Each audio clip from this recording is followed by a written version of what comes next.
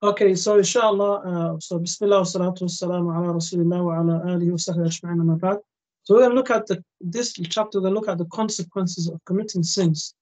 So if a person commits sins for a long time and he doesn't educate himself about, the sins and avoid them, then this will appear in his life and it would start to harm the person, whether he knows it or not.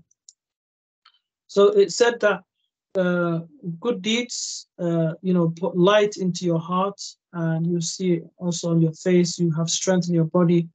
Allah will give you more rizq. You'll be loved by the people.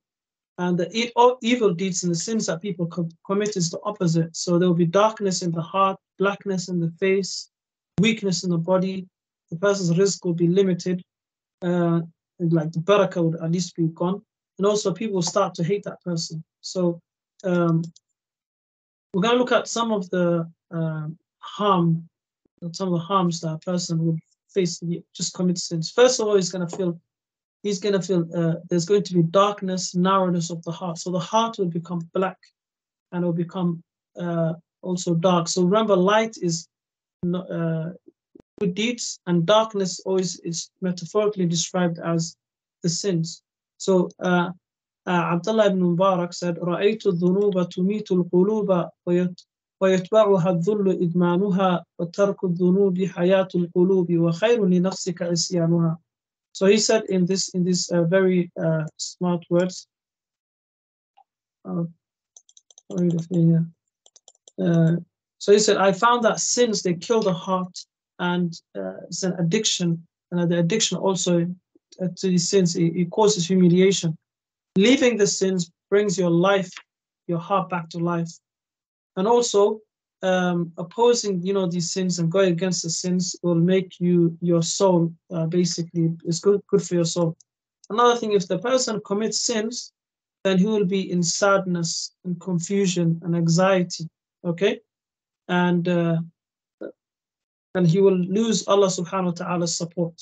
If a person just commits sins, he will lose the support of Allah subhanahu wa ta'ala.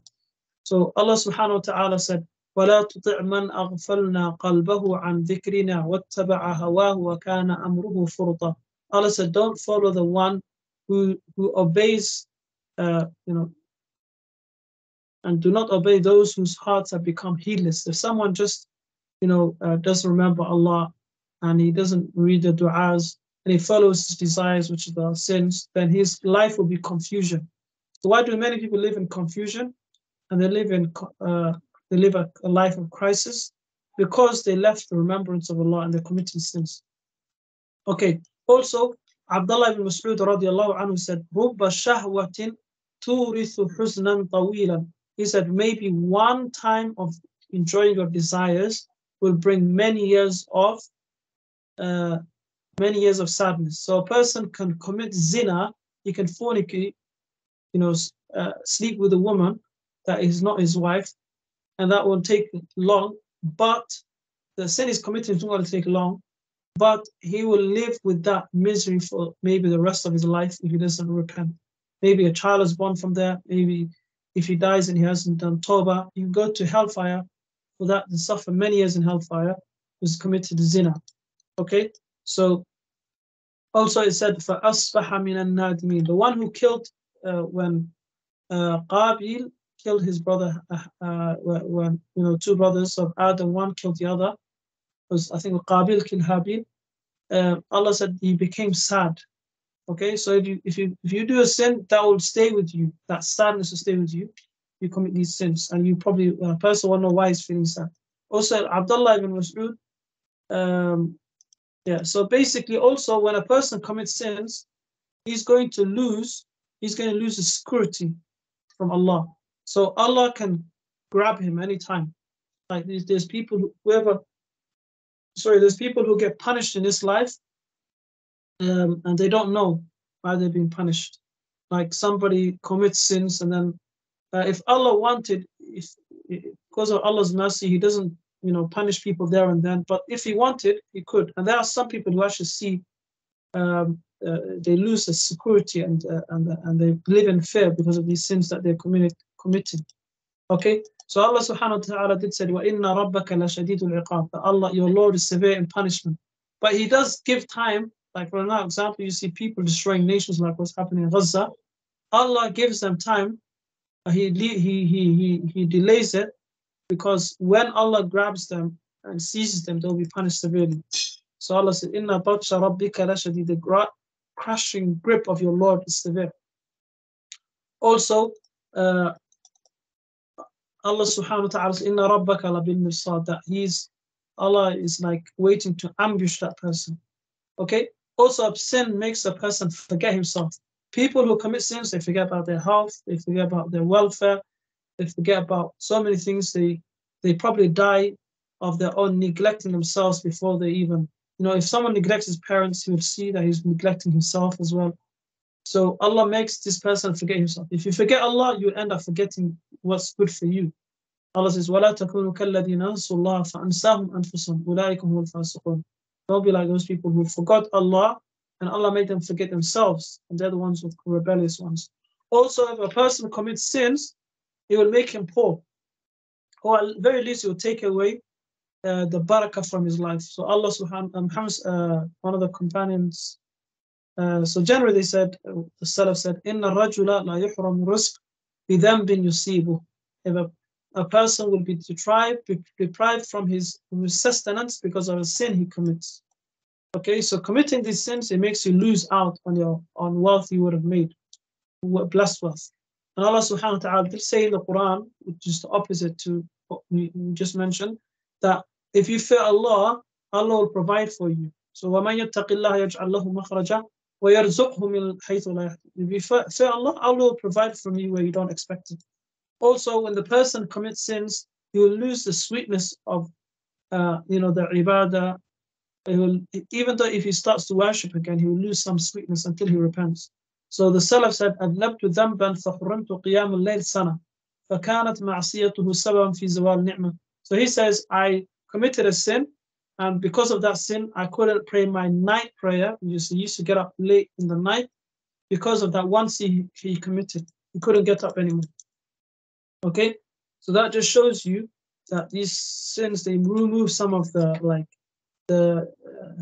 good feeling that you have, of worshiping Allah subhanahu wa ta'ala. Also, people will start to hate you where you don't even know why people start to hate you. Like religious people who just see your face as darkness, and so they wouldn't want to be near you. So Abu Darda said, "Inna al-abda la yakhlu bi ma'siyati Allah ta'ala fayulqi Allah bughdahu fi qulub al-mu'minina min haythu la yash'ur." Like if a person would commit sin in secret, like say if someone's watching pornography or he commits zina, and then he would do this in secret, but then people will just start to hate him for some reason.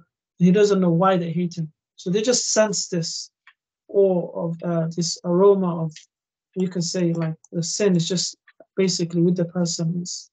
It's like you can smell these sins, but you can't see it, but you can feel it. Also, sins lead to another sin. If you commit one sin, it's going to lead to another one. You have to be careful. And that's the punishment. So if a person starts to smoke, which is a sin in Islam, he will move to, or if he takes drugs, he'll move from smoking to drugs to alcohol. So one bad sin leads to another. So that's the punishment. If you commit one sin, you'll be punished by falling into the next one. Okay? And also by doing a good deed, you'll end up doing another good deed, and that's like you'll be rewarded for immediately. Okay. Also, the person who commits sins, he will lose knowledge, and he won't even tell the truth from the right from the wrong, and that light is gone. Also, he will live a shorter life. People who commit sins, you would see they will end up living a shorter life because the barakah is gone from their life. If Allah wants that to happen. Also, other people would experience, like if you commit sins and you bring it to your family, like you're committing sins in the house, you bring shaitan into the house, you commit sins, your family will start to treat you differently.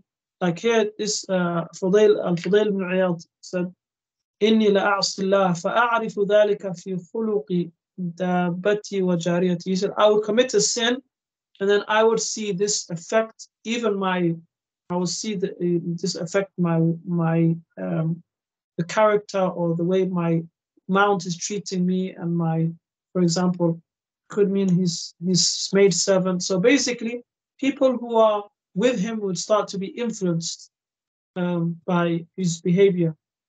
So if you commit sins, this would affect you, it will affect your parents, it will affect your brothers, your sisters, because you're in the same kind of environment. You're basically, you can imagine as you bring the shaitan into the house, and it will change everything.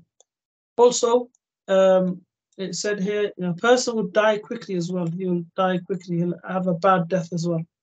So Sufyan al-Thawri, he was crying a whole night till the morning. And they said to him, why are you crying? Buka'a hada ala dhunub. He said, because of the sins you committed. And then he picked up some sand from the ground, or straw from the ground, it says, and he said, like, الذنوب أهون من هذه. Like, this is how light it is for a person to commit sins. So the way I picked up this straw, that's how easy it is to commit sins. So he said, really, I'm thinking about how I'm gonna end my life. So there's even today, it was this week, there was like 5 youngsters from Somalia, especially from Hargeisa. 5 of them died within this week. 5. They haven't even reached 40. They have some of them really young. So it just shows you that is how you end your life, because you never know when your life is going to end. So if we say, do you guys have any questions?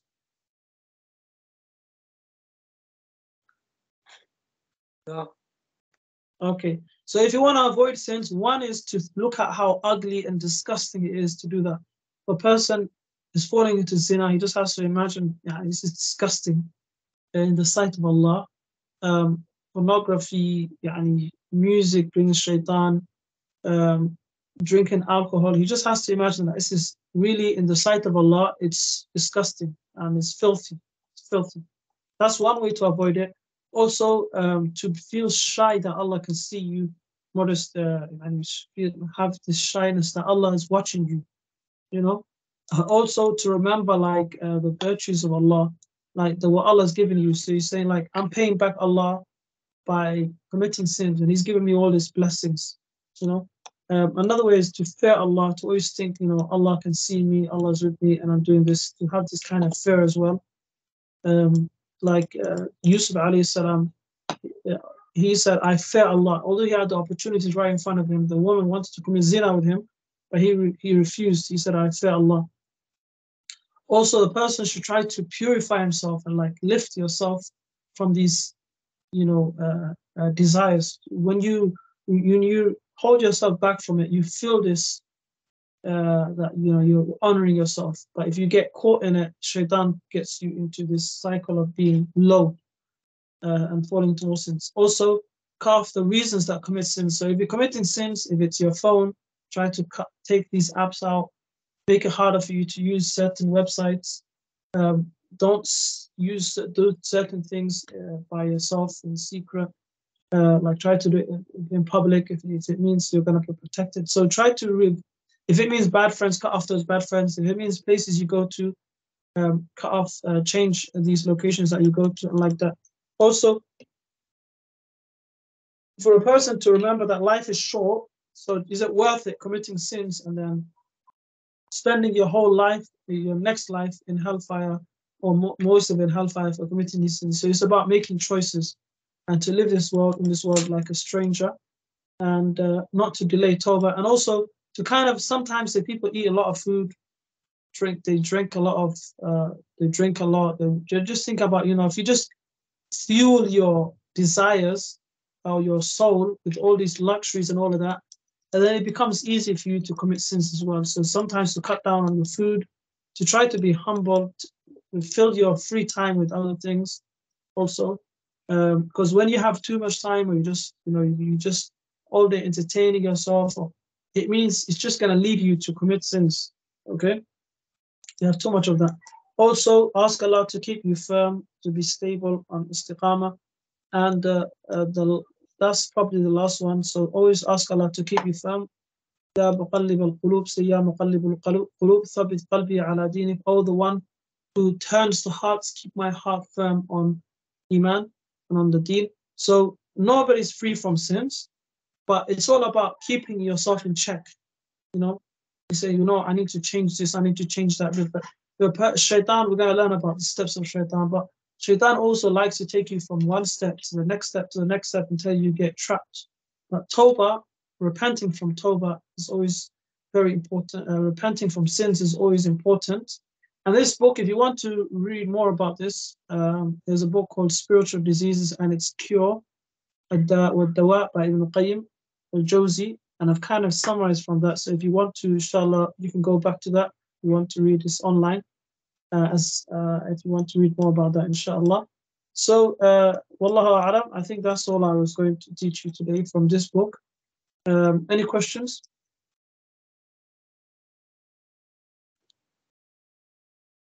No questions.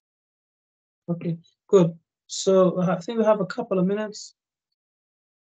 You can say what you learned as well, and I'll send you the quiz. I told you to revise for the fiqh, isn't it?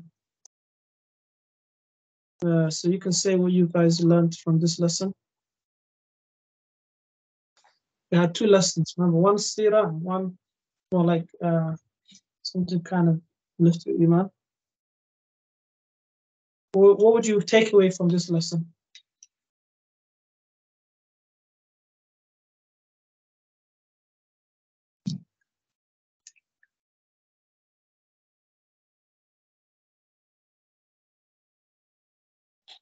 What would you take away from this lesson? What do you say? The Battle of Badr. Okay, what else? Anybody? And also, how to prevent sins. How to stay away from the sins. Okay, good.